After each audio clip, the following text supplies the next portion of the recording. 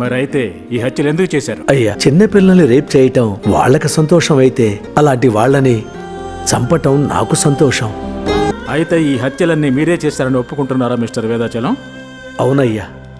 Judge గారు, ఈ ఘోరాలు విని తట్టుకోలేక నా భార్య చనిపోయింది. చావుబోయే ముందు కనీసం 4 మంచి పనులు చేద్దామనుకున్నాను. 4 కాస్త 5 అయింది. అది మాత్రమే కాదయ్యా, ముసలోళ్ళైన తర్వాత పిల్లలు తీసుకువెళ్ళి ఒక చోట పడేస్తారే, దాని పేరేంట్రదయ్యా?